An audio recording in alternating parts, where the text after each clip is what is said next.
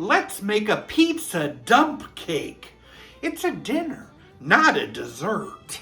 Grab a 9x13 baking dish and give it a spray. Let's start with some pizza sauce. A can of diced tomatoes, I drained it.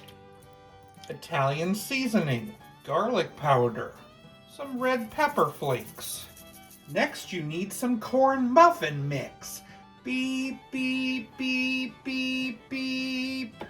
Sprinkle evenly on top, don't stir. Cover in mozzarella cheese. Next comes your favorite toppings. I'll add on some banana peppers and some pepperoni.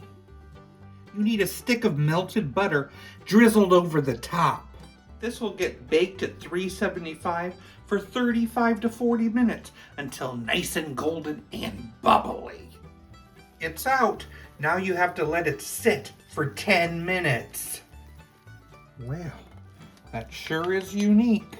Pizza dump cake.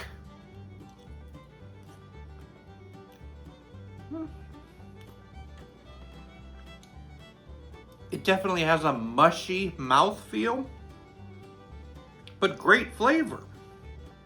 Think I'll give it a 6.9 out of 10. I love the cornbread.